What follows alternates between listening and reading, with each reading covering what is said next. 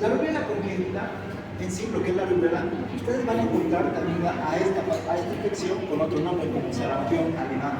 Se los hemos puesto por ahí con este colorcito para que ustedes se acuerden que también por ahí tenemos el nombre de sarampión alemán, ¿ya? Entonces, la rubiola viene el término de lo que es el latín rubellus, que significa prácticamente es un poquito rojo. Y es de ahí las características que vamos a ir viendo con estos pacientes. Si hablamos algo de historia con relación a esta patología, miren, esta es una infección viral, de antemano viral, exantemática, que vamos a tener lesiones maculopapulares, ¿ya? Estas lesiones, en un principio, pues prácticamente esta ha sido descrita por Norman Gray. Es de ahí también lo que es la tetralogía, que vamos a ir viendo cuáles son las características principales. Es quien empezó a describir cuál es la relación de lo que son madres que están infectadas y cuál es la relación con las alteraciones genéticas o malformaciones congénitas que vamos a tener con estos niños. Bueno, vean ustedes, esto en un principio era una epidemia, incluso en 1963 a 1965 se consideró como una pandemia.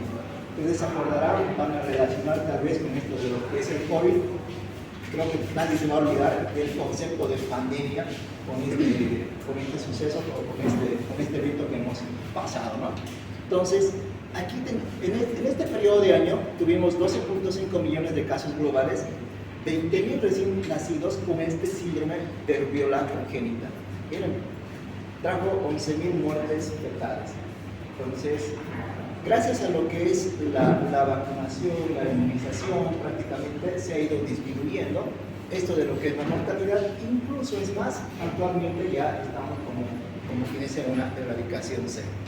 En las Américas los últimos casos se reportaron en el año más o menos 2009, ¿ya? Entonces, bueno, pues ahora otra vez creo que estamos teniendo rebrote de otras infecciones, pero pues se está tratando siempre de hacer bastante énfasis en esto de lo que es la prevención y en esto de lo que es la vacunación. Esto le hemos puesto esta diapositiva más para que ustedes tengan en consideración en cuanto a la forma de transmisión de esta infección. Vamos a tener una rubiola postnatal y una rubiola congénita. La rubiola postnatal, prácticamente como su nombre lo indica, postnatal, después del nacimiento, va a estar relacionado prácticamente a lo que es la forma de transmisión por lo que son las secreciones nasofaríngeas, ¿ya?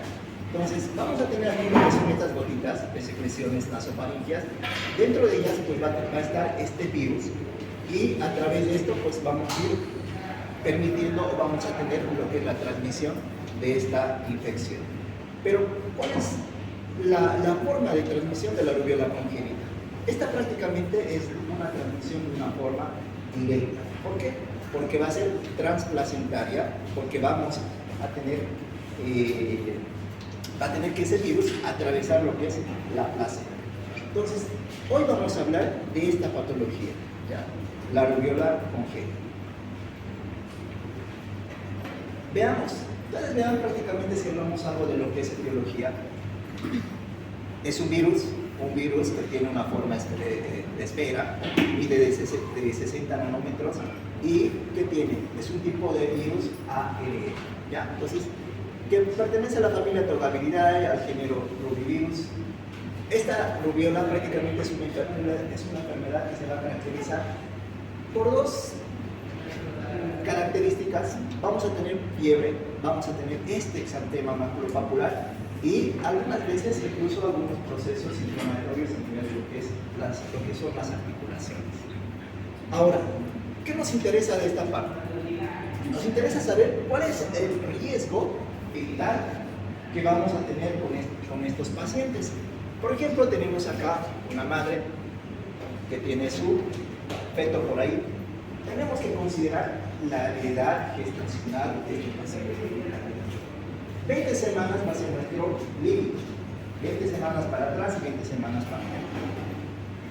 Si esta infección se llega a producir antes de las 20 semanas, vamos a tener lo que es esto del síndrome de rubiola congénita con una alta probabilidad. Entonces, ¿qué nos dice aquí? Si la viremia materna ocurre a los 12 días de la menstruación, al momento de la implantación hasta las 20 semanas de gestación, tenemos probablemente en una alta probabilidad que se produzca el síndrome de rubiola congénita. ¿Y qué pasa si pasa después de las 20 semanas?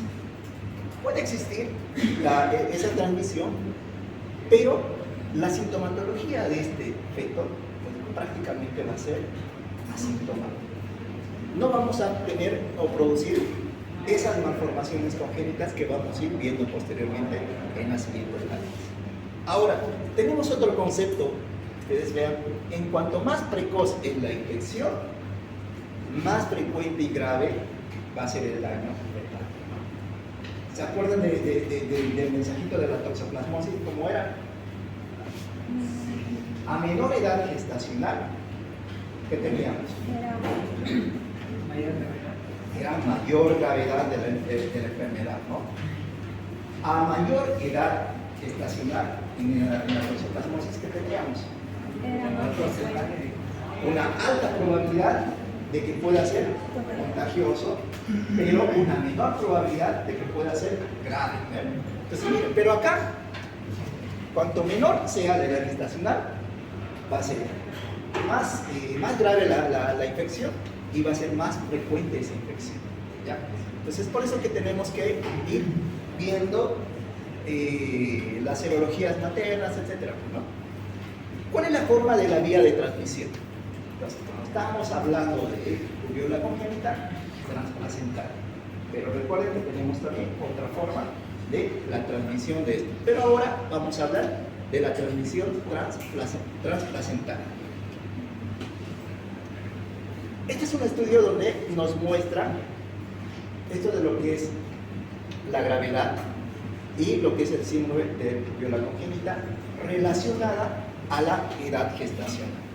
Miren, cuanto menos edad gestacional tengamos, por ejemplo, menos de 8 semanas, un 54% va a ser susceptible de que estos pacientes hagan el síndrome de la rubiola congénita y va a producir defectos graves en un 85%. ¿no? Así vamos viendo 8 a 12 semanas, 34% del síndrome de rubiola congénita, 52% del defecto de la gravedad, de 3 a 20 semanas, menos del 10% y 16% del defecto de la gravedad. Y mayor a 20 semanas, que habíamos dicho, prácticamente estos pacientes pueden ser asintomáticos. Pues no, por eso es que no tenemos casi como una estadística de estos. Ahora, un recién nacido afectado, que dice ahí, el virus va a estar ahí expuesto, el virus, ese recién nacido va a poder incluso todavía, como que dice, va a poder eliminarlos incluso más del año de edad, ¿ya? Entonces, es por eso que de ahí que también tenemos que, como quien dice, ya hacer otras formas de medidas preventivas cuando tengamos un niño positivo, ¿ya?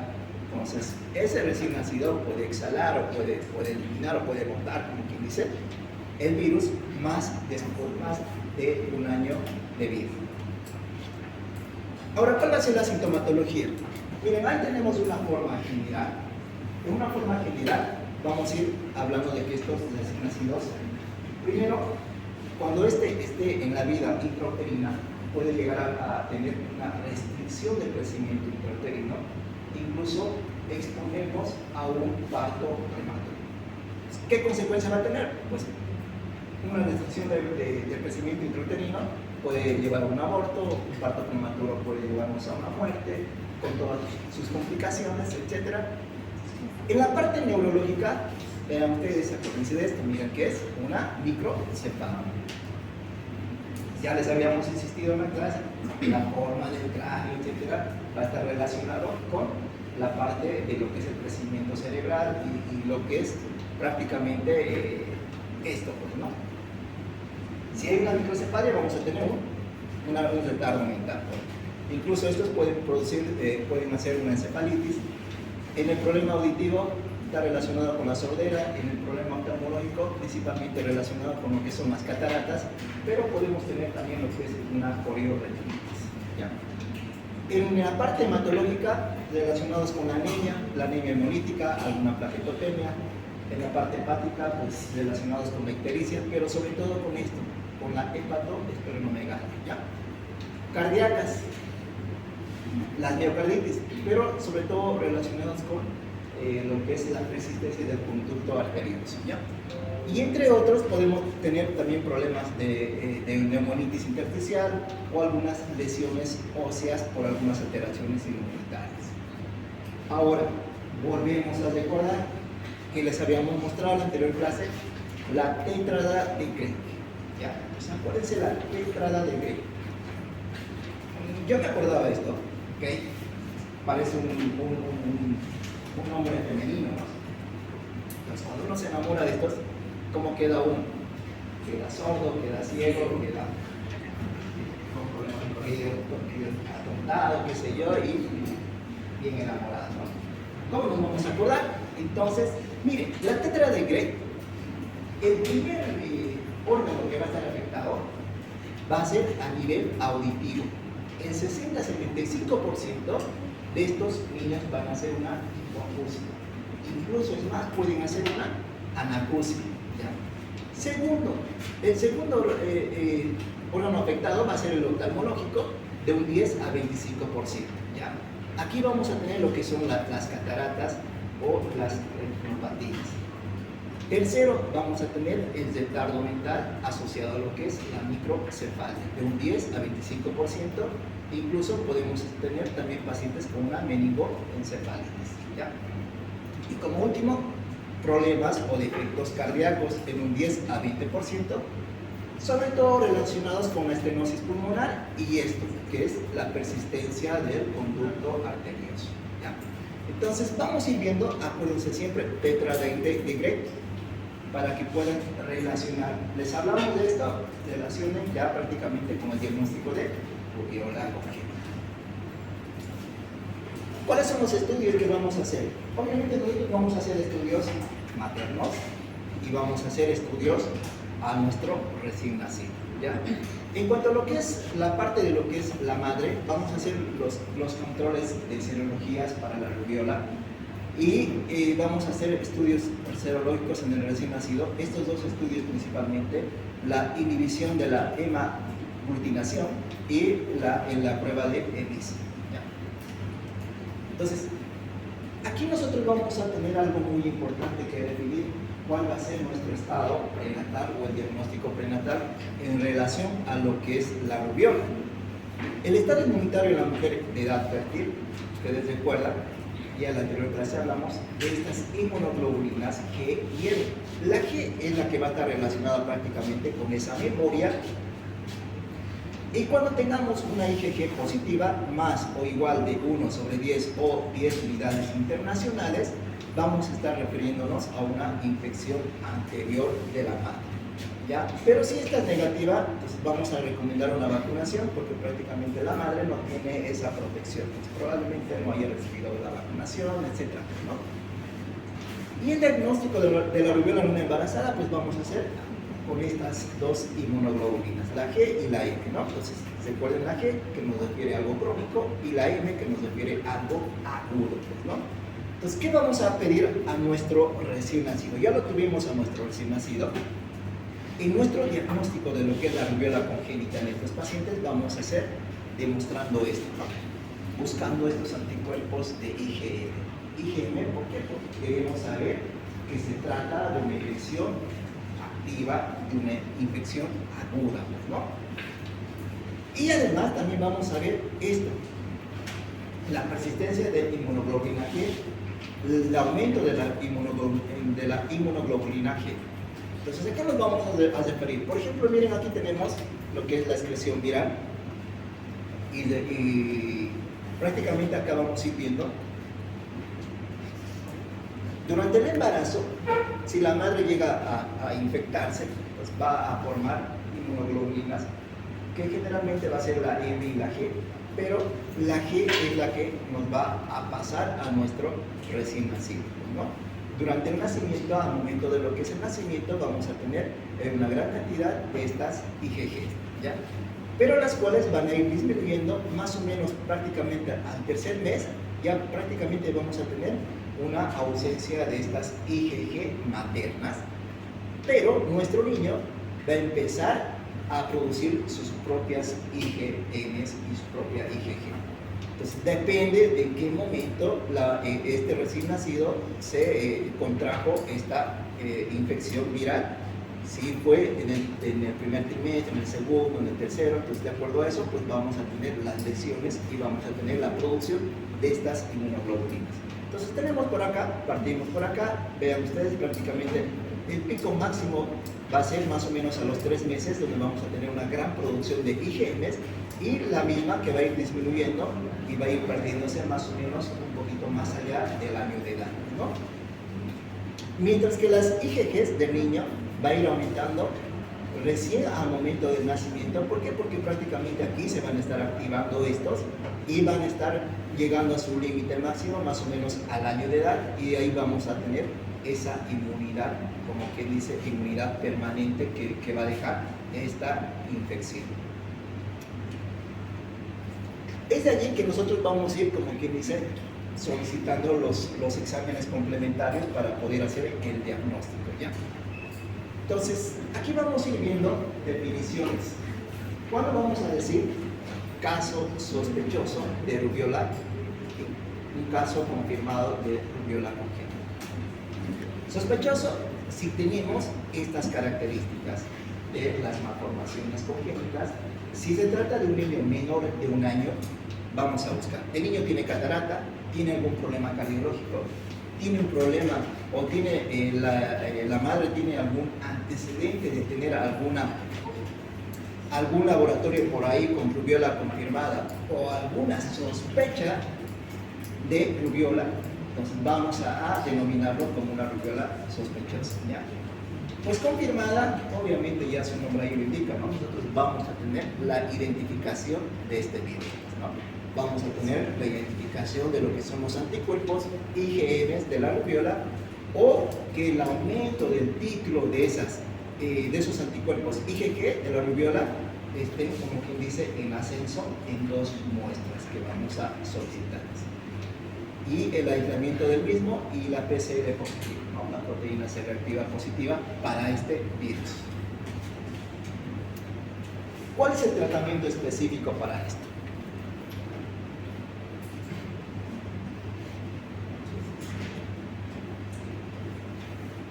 Bueno, el tratamiento específico para esto, acuérdense, es virus. No hay tratamiento para esto, para esta patología. Ya. Ustedes mismos van a ver, les ponen prácticamente virus relacionados, que no hay un tratamiento específico para eliminarlos. Ya. Entonces, no existe tratamiento.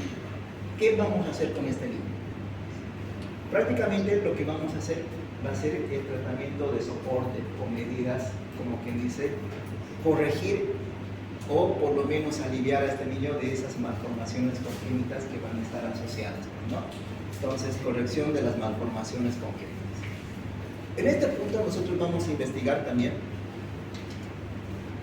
cómo podemos prevenir la rubiola congénita, qué pruebas diagnósticas podemos realizar para confirmar esta rubiola durante el embarazo, porque también ustedes que va a ser un problema para nuestro recién nacido. ¿Se aplica la vacuna durante el embarazo? Una gran pregunta. ¿Se recomienda evitar el embarazo durante o después de haber recibido lo que es la vacuna? Aquí nosotros prácticamente la profilaxis de esta infección consiste en vacunar pues a las mujeres antes de que ellas lleguen a esa edad fértil, ¿no?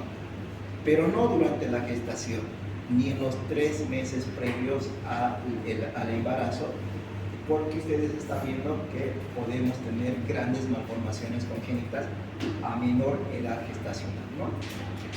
Ya que al efectuarse con virus atenuados existe un riesgo teórico de infección congénita del 0 a 2%. Entonces, mínima el porcentaje, pero existe ahí la probabilidad. Ya vamos a tener un tema de lo que es vacunas, pero para que ustedes puedan relacionar más o menos a esto de lo que es la rubiola, ¿dónde vamos a tener? Prácticamente en esta vacuna: sarampión, rubiola y paperas. ¿Por qué vía lo administramos? Subcutánea. ¿Cuándo lo hacemos? De los 12 a 23 meses. La dosis es única de 0.5 ml. ¿Ya? Entonces, ahí estamos prácticamente la vacunación, pues para de alguna manera poder prevenir esta infección viral. Preguntas hasta aquí. ¿Dudas?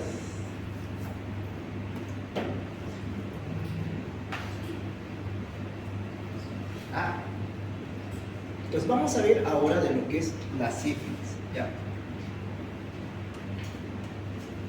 La sífilis congénita. Esta es una de las patologías que en algún momento van a ver ustedes, porque es nomás una de las infecciones que podemos tener en la parte para.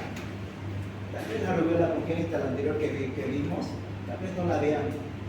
Eso es más, nunca la van a ver. Pero esta sí la van a ver. ¿Ya? Entonces, por eso que vamos a hacer un poquito más de énfasis en esto de lo que es la sífilis congénita. ¿Cómo la vamos a definir? Entonces, ojo, que aquí vamos a hablar específicamente de la sífilis congénita. ¿Ya? Porque ustedes van a ver, seguramente van a recordar ustedes que hay una sífilis primaria, secundaria, terciaria, cada una con sus propias características, etc. ¿no?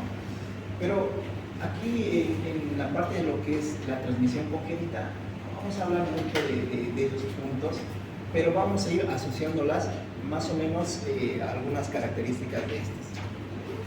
Bueno, sífilis congénita, como la definimos, es una infección. ¿Por qué ¿qué es este treponema pallidum? ¿Es un virus, es una bacteria, es un hongo? ¿Qué es? Una bacteria. Entonces es una bacteria. Entonces acuérdense de eso. Esta va a ser, bueno, vamos a hablar de congénita. ¿Por qué? Porque va a ser esta de transmisión directa, una transmisión vertical, donde vamos a tener esa transmisión a través ya sea transplacentaria, a través de lo que es el cordón umbilical, etc. Ese contacto entre la madre y el feto, pues va a haber esa infección que va a ser multisistémica y que vamos a tener prácticamente a un feto, como que dice, o un recién nacido con esta infección. Generalmente esto de lo que es la infección se va a dar más o menos a las 16 y 28 semanas del embarazo, generalmente. Aunque también están descritos que pueden darse a la semana 9. ¿Ya? Entonces, estos hilos, treponema pallidum prácticamente se refiere a esos hilos que dan vuelta, más o menos. No sé si se debe evidenciar, no sé, pero vamos a ir viendo a eso. ¿Cuáles son los factores de riesgo que van a estar asociados con esta infección? Antecedentes de otras infecciones. Cuando tengamos antecedentes de otras infecciones de transmisión sexual, hay que descartar esta infección. ¿Ya?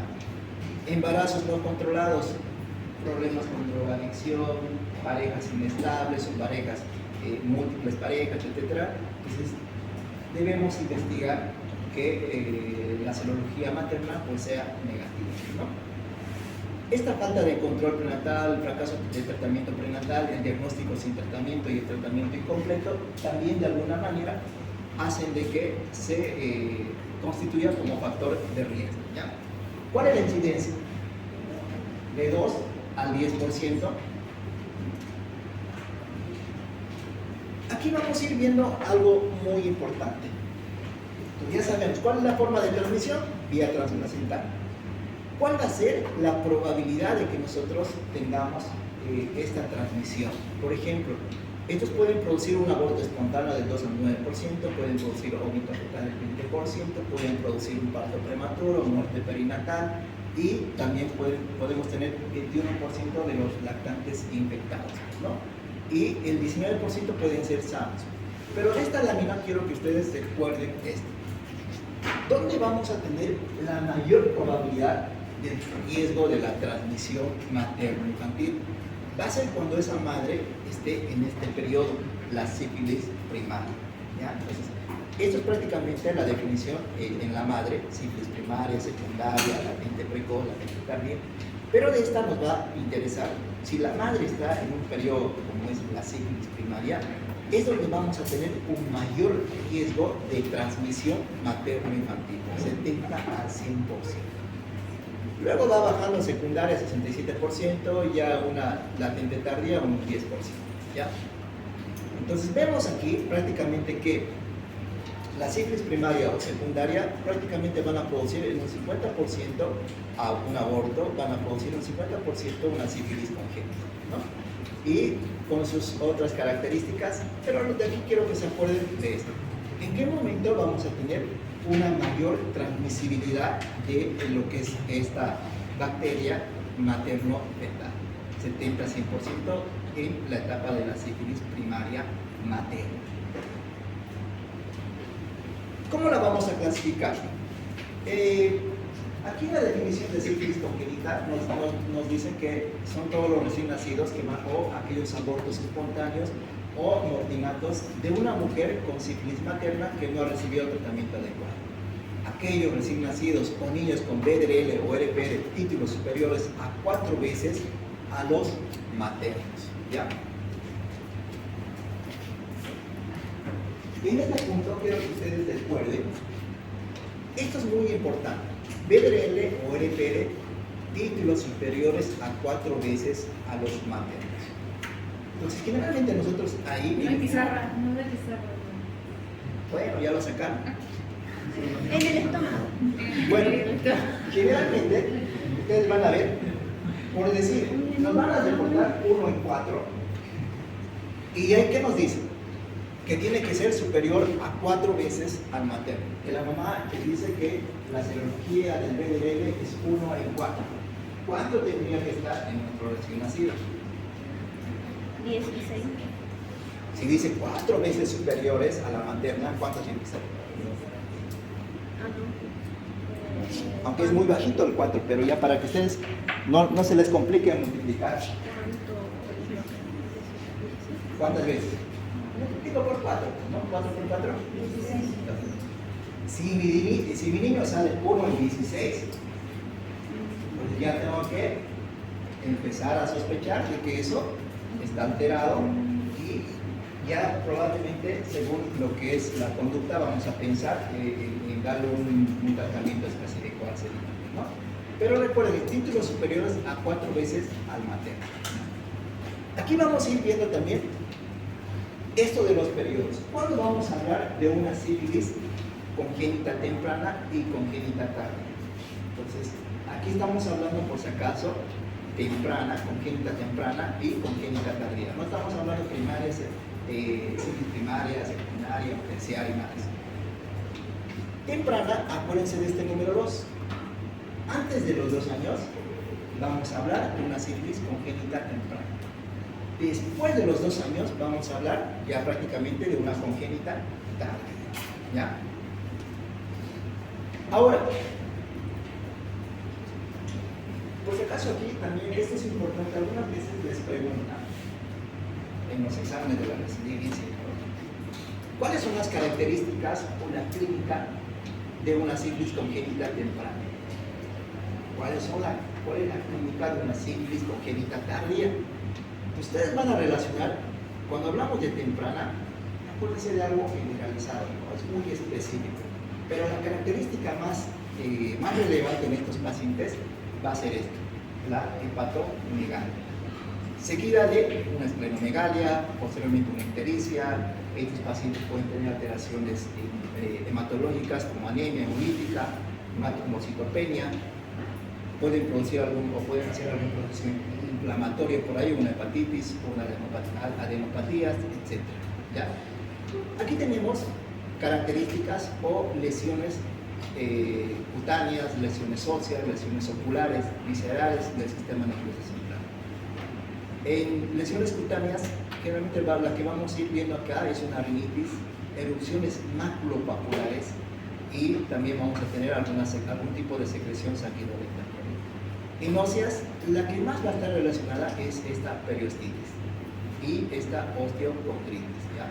De los huesos largos, y por eso es que vamos en algún momento a pedir alguna radiografía también de huesos largos, y sobre todo esto de lo que es la pseudoparálisis de Parro. Esto se refiere a lo que es el dolor que da lugar a una... Es un dolor crónico y que da lugar más o menos como si ese dolor lo paralizara a este paciente. Es una pseudoparálisis, ¿ya? Entonces, la parálisis de Parro. Entonces, generalmente les ponen esto, y cuando les pongan esto, asocien con sífilis temprana, ¿ya? Corioretinitis, neumonía, pancreatitis, miocarditis a nivel de las vísceras y del sistema nervioso central, una microcefalia que puede producir convulsiones, etc. Pero ¿cómo nos vamos a acordar? Sífilis precoz. Precoz. La P de péndigo sífilico, la R de rinitis, la E de hepatomegalia, y que es la más frecuente que les había mencionado, que va a estar correspondiendo a la triada típica de esto, y la C de condilomas planos y la O de óseas, la pseudoparálisis de Parro. ¿Cuál es la diferencia de una sífilis tardía? Igual miren aquí para que se acuerden. No ve, no oye, no habla. Para recordar esta triada. No ve, ¿por qué? Porque va a estar asociado a una queratitis. No oye porque va a estar asociado a una hipoacusia. Y no habla porque vamos a tener aquí lo que son los dientes en tonel o de Hutchinson, ¿ya? Entonces, tardía y precoz. Entonces, estos son prácticamente la sífilis congénita tardía. Otra triada clásica, la triada de Hutchinson, ¿ya? Acuérdense de estos tres. Estamos hablando ahora de triada de tres características importantes: hipoacusia neurosensorial, queratitis intersticial. Si ustedes pueden ver aquí, prácticamente es una proliferación vascular y que va a producir esa opacificación de lo que es la córnea, y vamos a ir viendo esa vascularización, ¿no? Y los dientes de Hutchinson, ¿ya? Entonces, algo característico de esta patología que está relacionada con la sífilis congénita tardía, ¿ya? Entonces, bien, y después tenemos las otras, prácticamente lo que es el problema del sistema nervioso central, el retardo mental, las convulsiones, la microcefalia, parálisis de los nervios craneanos, y a nivel de lo que son los huesos y articulaciones, la tibia en sable, esta tibia en sable, y lo que es la rodilla de Plummer, ¿ya? Entonces, manifestaciones medio raras, pero pues van a estar asociadas ahí. Las tres típicas características de una sífilis congénita tardía, nos vamos a acordar de esta triada, ¿ya? ¿Cuál va a ser nuestro diagnóstico? Obviamente, la identificación de estas, ¿qué eran estos? ¿Qué son? Bacterias. Por ahí había visto uno de los que se confunden, así es que son bacterias, ¿ya? Incluso vamos a ir viendo, ¿qué vamos a hacer? Inmunofluorescencia directa, vemos estas imágenes, identificamos a estas bacterias, Treponema pallidum, y también tenemos un diagnóstico presuntivo, pruebas no treponémicas y pruebas treponémicas. Estas no treponémicas, que se refieren a la BDRL, a la RPR, y las treponémicas prácticamente a lo que es la microhemaglutinación, a la FTA, donde vamos a observar esa absorción de los anticuerpos treponémicos, y vamos a ir viendo estas características, ¿no? También tenemos la prueba de IgM ELISA, la FTA y las reacciones de cadena de polimerasa, ¿ya? Entonces, nosotros siempre vamos a partir más o menos de lo que son estas pruebas. Generalmente vamos a tener acceso a las pruebas de BDRL y RPR. Entonces, entre otros estudios, lo que les habíamos dicho, radiografía de huesos largos. ¿Por qué? Porque tenemos que ir a investigar si tenemos lesiones de una periostitis o una osteocondritis. El líquido cefalorraquídeo, si nosotros tenemos problemas a nivel de lo que es el sistema nervioso central o estamos sospechando de una infección a nivel de esta región, tenemos que hacer una punción lumbar. ¿Ya? Entonces, para descartar esa infección a ese nivel. Pues todo paciente que tenemos con una sífilis congénita confirmada, si el paciente clínicamente se lo ve deteriorado, ya sea como que se ve una clínica de una sepsis, hacemos una punción. Pero ojo, todo depende también de cómo esté su componente hematológico, vamos a ir viendo sus plaquetas, vamos a ir viendo incluso algunos otros componentes por ahí. Entonces, ¿cuál es el diagnóstico definitivo? Identificar a estos troponemas, el test serológico de BDRL. Acuérdense lo que habíamos dicho, títulos altos, 4 veces más alto el de la madre en muestras simultáneas. Entonces, le sacamos una prueba a la madre, le sacamos una prueba al recién nacido, ya hacemos esa comparación. Aquí le había puesto, si el título de la madre es 1 en 8, entonces el del niño va a tener que ser 1 en 32. Porque multiplicamos con 4 veces 8 por 4, 32. ¿Ven? Entonces aquí ya estamos haciendo esa relación. Diagnósticos probables, los que ya hemos mencionado, estas serologías treponémicas y no treponémicas. ¿Cuándo vamos a hablar de un diagnóstico posible? Obviamente cuando tengamos un test serológico o un BDRL positivo, aunque el paciente no manifieste la clínica, pero vamos a tener un posible diagnóstico de esto. Un diagnóstico improbable, obviamente el test serológico va a ser negativo, no reactor, y antes de los 6 meses prácticamente vamos a descartar esos pacientes, ¿no? Ahora, esto es importante, el tratamiento. Esta lámina es más para aquellos que van a ser ginecólogos, que sé yo, pero se refiere a lo que es la sífilis congénita, el tratamiento prenatal. Nos interesa la madre porque tenemos aquí a nuestro feto, ¿no? Entonces, obviamente tiene que recibir esa madre un tratamiento. ¿Cuál es el tratamiento ideal? Ustedes van a ver, el tratamiento ideal para esta infección es esto, es la penicilina, la penicilina. Se han hecho muchos estudios buscando otras alternativas iguales o mejores a esta, no se han encontrado. Sí hay otras alternativas, por ejemplo, ya es alérgico a la penicilina, le daremos eritromicina, o por último le daremos una ceftriaxona.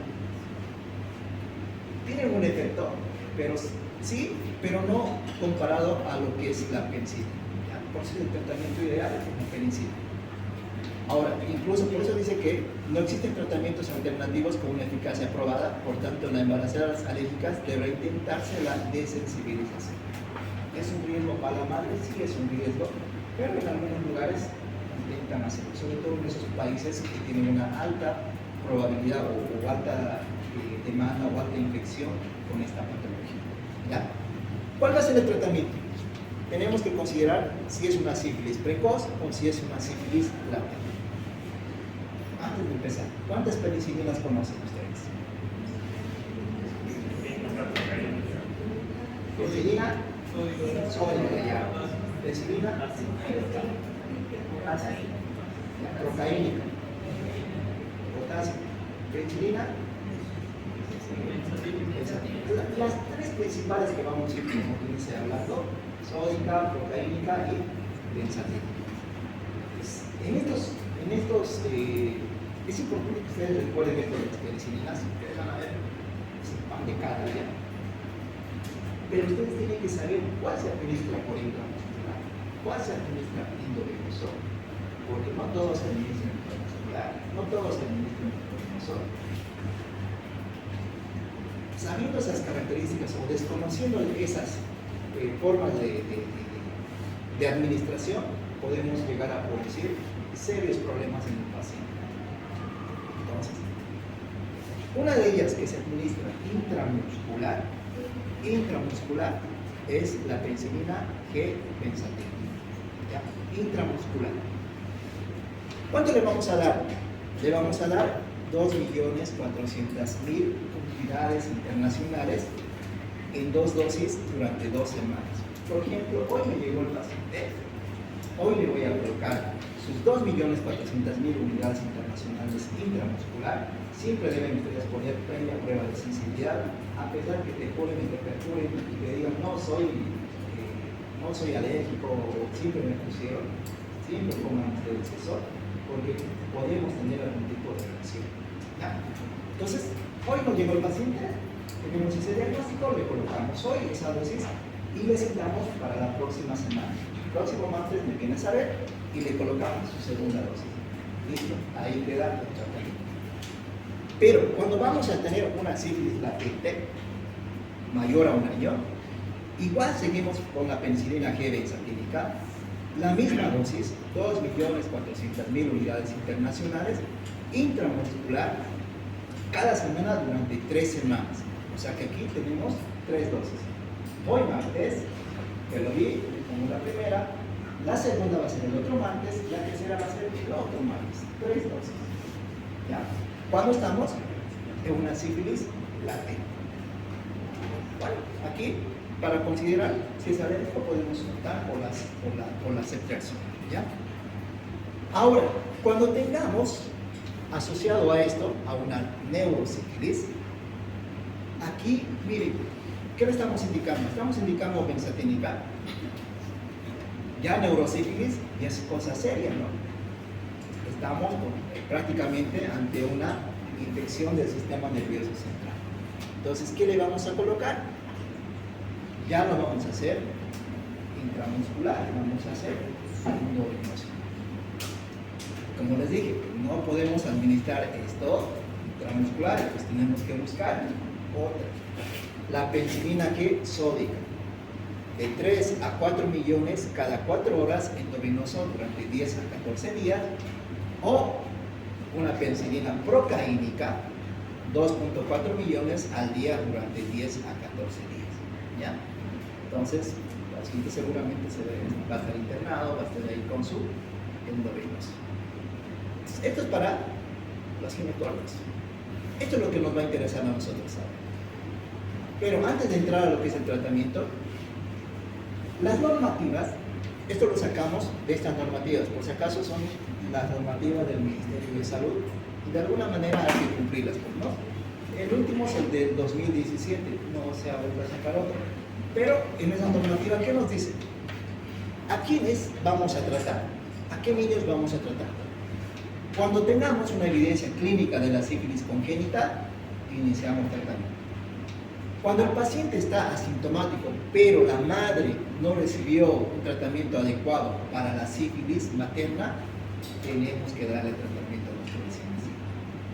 Cuando este recién nacido está asintomático, pero la madre fue tratada adecuadamente, pero que presenta títulos de BRL, RPR superiores a 4 veces a los de la madre, nuestro niño, tenemos que darle tratamiento. Este recién nacido es asintomático, pero cuya madre fue tratada adecuadamente, pero no se dispone de los títulos cuantificados para comparar con la madre, tenemos que darle tratamiento.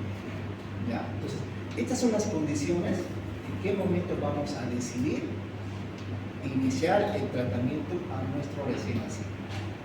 Creo que está clarito acá. Entonces, tenemos que aprendernos eso. ¿Qué vamos a hacer? Estas son de las guías de la ANAC de 2013, pero estas son las también de lo que es estas normativas del Ministerio, pero ya del 2017. Se las he dejado ahí las láminas estas, porque también aún, como que dice, van relacionadas a lo que es la cantidad de tratamiento con esto. Pero, ¿qué vamos a hacer con nuestro niño? Vamos a indicarle penicilina sódica. ¿Por qué no le puedo dar la benzatínica?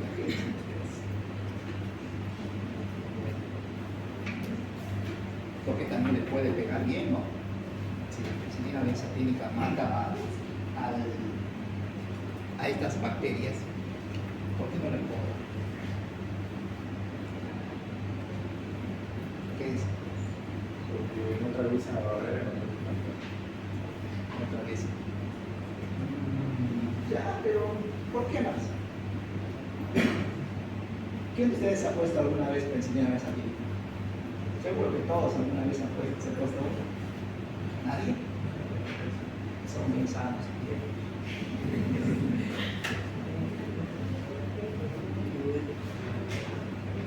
Bueno, por las mismas características, imagínense pinchazo intramuscular ese niño y por varios días no va a dar.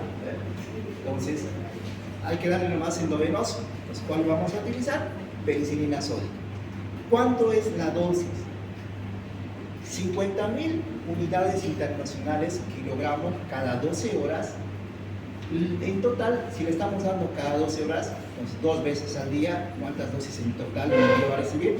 100.000 unidades internacionales durante la primera semana de vida. Luego vamos indicando 50.000 unidades kilogramos cada 8 horas, lo que corresponde a 150.000 kilogramos día, hasta completar los 10 a 14 días. Y generalmente en los pacientes con una neurosífilis les damos hasta 14 días. Me hubiese gustado tener el pizarrón, pero vamos a ir viendo. Ustedes se van a acordar de esto. Aquí vamos a tener unidades internacionales en esta oportunidad. La mayoría de las veces vamos a tener miligramos, kilogramo, que es el peso, día. En pediatría, o sea, en la parte de lo que es fuera de la etapa neonatal, o sea, en la parte de lo que son los lactantes, la mayoría de los medicamentos vamos a tener en este día, ¿ya? Que pueden ser de su día. En la parte de la parte periódica, en la parte neonatal, este día se va a convertir en dosis. La mayoría de los medicamentos es en dosis. Ya vamos a ir viendo. ¿A qué me refiero con esto? Cuando tengamos esto, día, quiere decir, por decir, si digamos, yo tengo un resultado de 20, digamos, ¿no? Me salió 20, la dosis que le tengo que dar.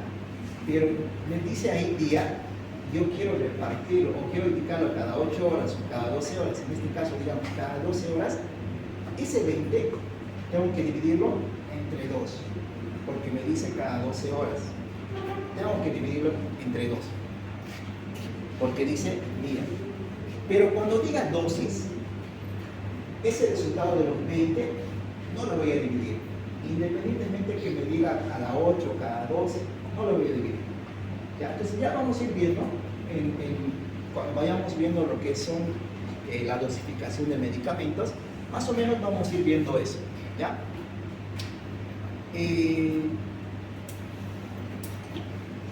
Por decir, tengo un niño que justo hoy nos nació un niño de 3 kilos y tiene indicación para iniciar el tratamiento para esta infección. ¿Cuánto le tendría que dar de este medicamento? ¿Cuánto dice? 150 unidades. Entonces multiplica 50.000 por 3. ¿Cuánto le sale?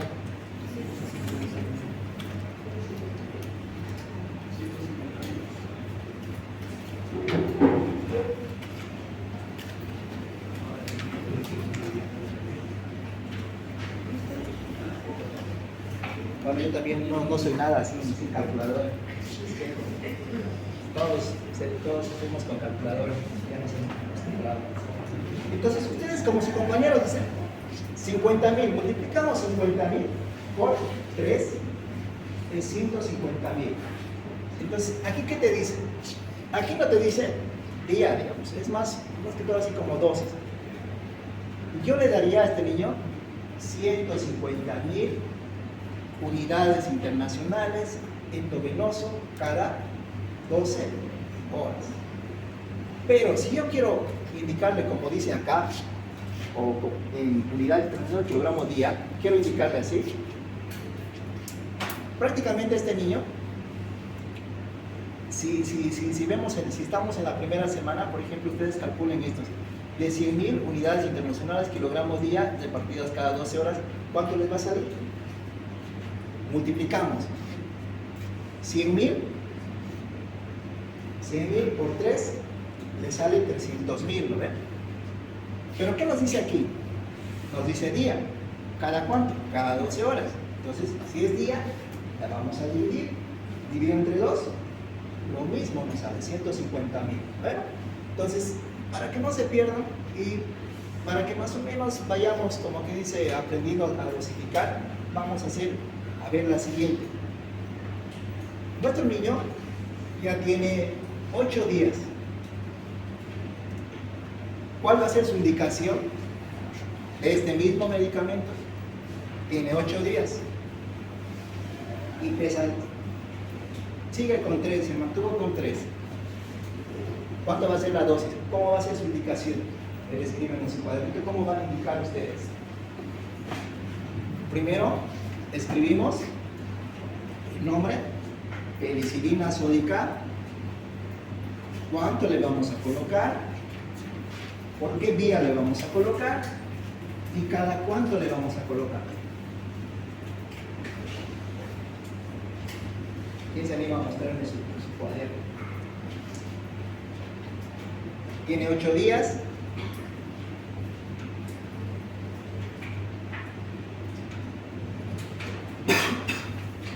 Ya estamos en su segunda etapa de lo que es el tratamiento. Pues vean, luego de la semana, ¿cuánto la dosis? Lo mismo, pero vamos cada 12 horas, es cada 8 horas.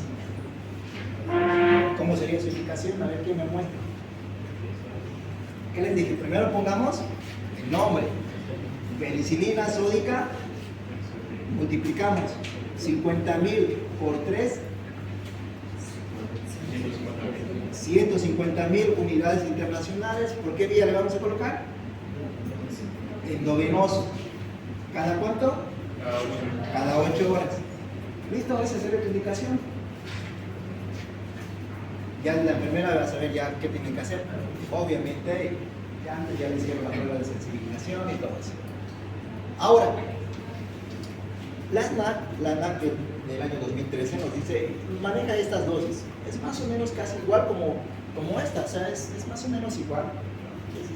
Pero ¿qué nos dice aquí? 150.000 unidades internacionales kilogramo día, entre 10 a 14 días. Y la penicilina procaínica, esta es otra por si acaso, la procaínica de 50.000 unidades internacionales kilogramo en dosis única diaria durante 10 a 14 días. Y en una neurosífilis sí o sí tenemos que hacer los 14 días, ¿ya? Ahora, estos se los marqué para que ustedes puedan considerar esto.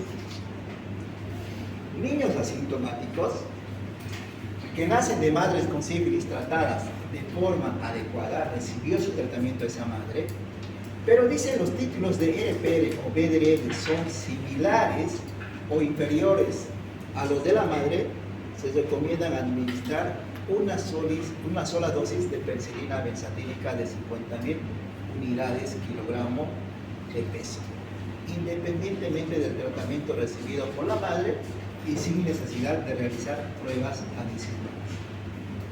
Miren, aquí prácticamente, ¿qué estamos haciendo uso? Estamos haciendo uso casi de las 3 penicilinas, ¿no? Hablando de las 3 penicilinas.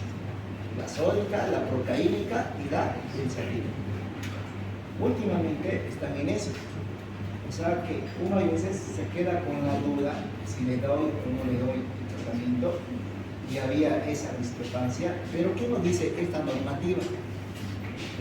Nos dice que a pesar de que la madre haya recibido tratamiento adecuado, etcétera, y tengamos títulos de RPR o BDR de ese recién nacido inferiores a 4 veces, por seguridad coloquemos la penicilina benzatínica de 50.000 unidades kilogramo de peso, pero una sola vez. ¿Listo? ¿Ya? Que el BDRL al momento de nacer siga O sea, ¿es normal que se mantenga similar a de la madre o inferior? ¿O debería, o sea, si hizo el tratamiento, debería desaparecer por completo? Lo ideal es que te salga doble autor. O sea, que no tengamos. El hecho de que ya tenemos un título positivo por ahí, sea menor o mínimo, ya nos indica de que en algún momento ese recién nacido estuvo expuesto al de la madre, a la infección materna. Por eso es que se produjo esa reacción. Pero hace una relevancia y como que dice, aquí decidimos a quienes internamos y a quienes no internamos. Entonces, en estos casos, a los que tienen ese RPR, BDN, en 4 títulos superiores al de la madre, los vas a internar. ¿Por qué? Porque tienes que darle tratamiento endovenoso. ¿No? Pero a esos que tienen negativos o por ahí, como este caso, te la puedes dar de alta porque le vas a poner una sola dosis intramuscular y después a casa. Simplemente por seguridad. ¿Ya? Esto se los puse acá, por si acaso, es de esta guía, porque medio que todavía no se tenía esa como que esa indicación más o menos al respecto de esto. ¿Ya? Por seguridad. La sífilis congénita, ¿cómo va a ser su seguimiento? Al primer mes, a los 2 meses, a los 4, a los 6, a los 12, 18, hasta los 24 meses. O sea, este niño, nuestro paciente hasta los 2 años. Ya. Vamos a hacer ese seguimiento de la sífilis congénita. Aquí nos muestran lo que son los grupos o estadios o las formas de cómo vamos a, o los escenarios que probablemente podríamos tener. Por ejemplo, en el escenario 1 tenemos recién nacidos con enfermedad probada o altamente probada. En estos niños, si nuestro examen físico es normal, pero tenemos títulos serológicos, anticuerpos no treponémicos 4 veces mayores a los títulos de la madre, ¿qué debemos hacer? Debemos realizar la evaluación extensiva e iniciar el tratamiento. En nuestro segundo escenario, cuando tengamos un recién nacido con un examen físico normal, pero niveles títulos serológicos no treponémicos menores o igual a 4 veces al valor normal o materno, o sea que van a ser normales, la madre no fue tratada, lo fue de forma inadecuada o no tiene documentación de haber recibido tratamiento, la madre fue tratada con eritromicina u otro medicamento, la madre recibió un tratamiento menos de 4 semanas antes del parto, se debe realizar evaluación extensiva y también tratamiento. Ahora, cuando el recién nacido tiene un examen de serología no treponémica cuantitativa o títulos menores a 4 veces de la madre, o sea, es un valor normal o negativo, la madre fue tratada durante el embarazo, el tratamiento fue apropiado para la etapa de infección, se realizó 4 semanas antes del parto, la madre no tiene evidencia de reinfección o recidiva, no se requiere evaluación extra ni tratamiento extra, realizar seguimiento a los 3 meses. ¿Ya? En nuestro cuarto escenario, si el recién nacido tiene un examen físico normal, la serología treponémica también ha sido normal, el tratamiento de la mujer antes del embarazo era adecuado y los títulos serológicos no treponémicos de la madre se mantuvieron bajos y estables antes y durante el embarazo, su BDRL menor 1,2, RPR 1,4, no se requiere evaluación ni tratamiento. Entonces, cuando tengamos pacientes, vamos a trasladar a estos escenarios y de acuerdo a estos escenarios vamos a definir qué conducta vamos a realizar según las normativas o las guías del Ministerio de Salud, de estas guías. ¿Ya? Bueno, pues sí, para poder terminar, más o menos, ¿cuál va a ser nuestra forma de la evaluación de estos pacientes?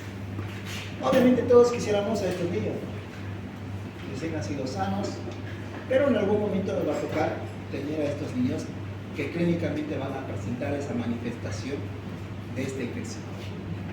Si el recién nacido es normal, tiene BDRLs menores o igual a 4 títulos maternos, la madre fue tratada y seguida, entonces solo le vamos a hacer controles serológicos de BDRL al primer mes, al segundo, al tercero, al sexto y a los 12 meses, y una prueba de FTA a los 12 meses para poder ya definitivamente descartar esta infección. Y si no se puede hacer controles, vamos a hacer esta aplicación, lo que dijimos, ¿no? Penicilina benzatínica a 50.000 unidades internacionales kilopeso, dosis. En las madres no tratadas o tratadas inadecuadamente, vamos a pedir nuestro recién nacido, un hemograma, vamos a ir viendo ahí cómo están su hemoglobina, sobre todo cómo están las plaquetas, y vamos a hacer también una punción lumbar si estamos sospechados de algún proceso infeccioso sistémico a nivel del sistema nervioso central, y radiografía de huesos largos, ¿no? Entonces, si esto es prácticamente sale de lo normal, pues puede ser normal o puede ser patológico, y de acuerdo a esto vamos a decidir qué tratamiento vamos a dar, ¿no? Pues si es normal, pues trataremos, nos aseguraremos con esto, pero si es patológico, vamos a hacer el tratamiento como pues, penicilina sódica a 100.000 unidades internacionales kilogramo cada 12 horas por 7 días, luego a 50.000 unidades kilogramo dosis cada 8 horas, completar a los 10 a 14 días, ¿no? Entonces, y aquí vamos a ir haciendo los controles ya por consulta externa del BDRL de los 3, 6 y 12 meses, y en el neurocystis, el líquido cefalorraquídeo es muy importante que nosotros hagamos, porque si ya también eso va a determinar cuánto tiempo voy a hacer el tratamiento con estos pacientes, mínimo 14 días. Y también vamos a ir viendo también el examen oftalmológico y la radiografía de los huesos largos, ¿no? Entonces, bueno, si tiene clínica, el paciente tiene alteración laboratorialmente, pues prácticamente hago simplemente todos los estudios complementarios, hemograma, radiografía la radiografía de huesos largos, fondo de ojo, punción lumbar, pido mi BDRL, y de acuerdo a eso ya voy decidiendo si es normal o si es patológico. Entonces, ahí yo creo que ahí quedaríamos. La próxima clase vamos a ver esto de lo que es citomegalia. ¿Tiene preguntas? ¿Tiene dudas? ¿Preguntas, dudas? Ya, entonces son libres y nos vemos en la clase práctica.